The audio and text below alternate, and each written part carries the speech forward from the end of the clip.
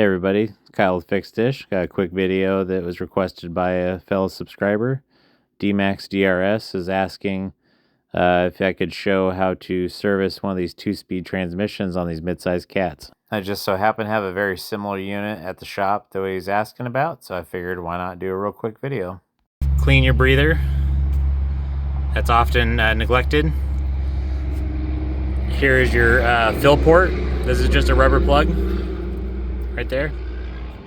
That's just a rubber plug for fill. Here is your dipstick for checking fluid. This transmission has a really interesting check procedure.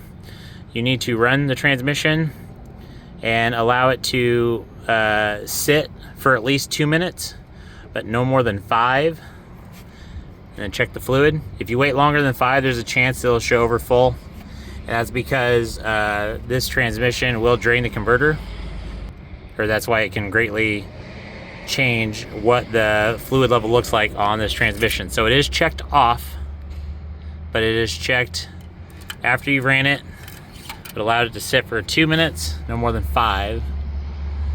Now, as far as the servicing procedures,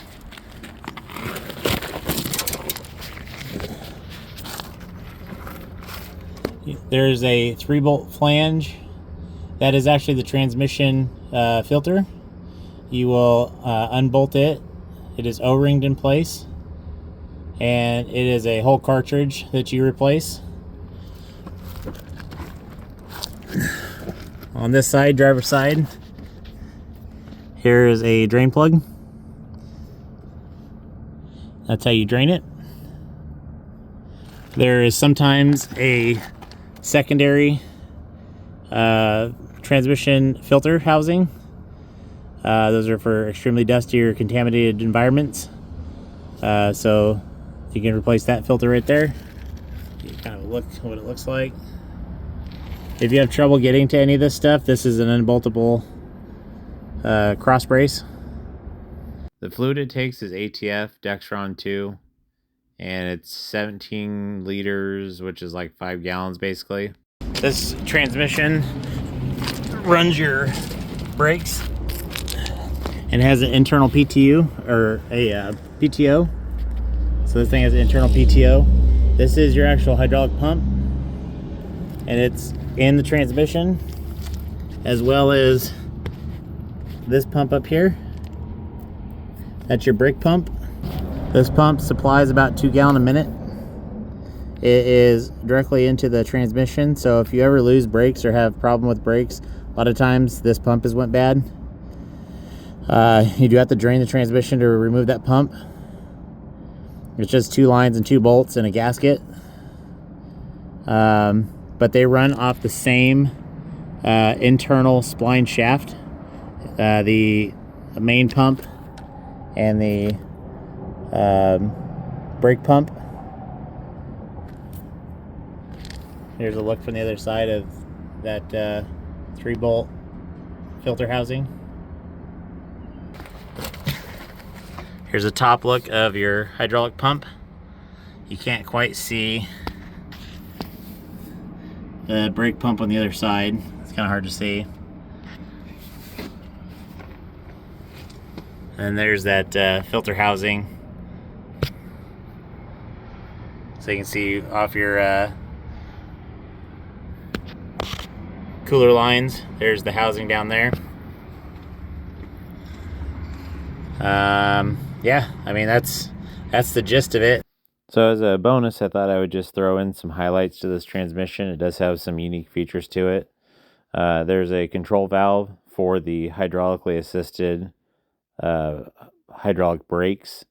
The parking brake on this is internal. It is a wet internal hydraulic brake. So there's a control valve that will actuate a solenoid to supply pressure to take the parking brake off. So if you lose hydraulic pressure to that portion of it, the brake will be applied the whole time. So now that I have the hood up, floor plate off, let's look at some parts of this transmission. This is the control valve for the parking brake. Control valve solenoid.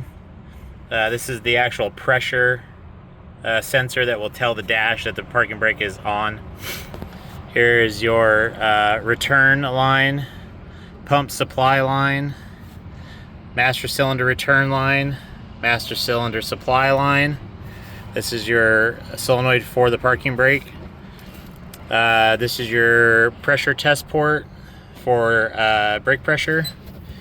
And back here, you can't see it very good. Let's see. There's your test port right here. And that is for the pressure reducing valve. Because the pressure is reduced from system pressure for the parking brake. There's a minimum that it has to have to run.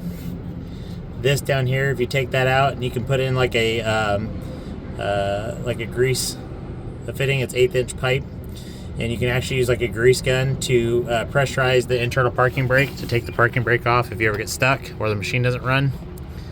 And then these are the 2 spools. This is pressure reducing spool. I'm sorry, this is system pressure spool. You can actually adjust this relief. So if you ever start losing your parking brake, you can raise this up a little bit within reason. And then this is the pressure reducing valve. That's a set amount.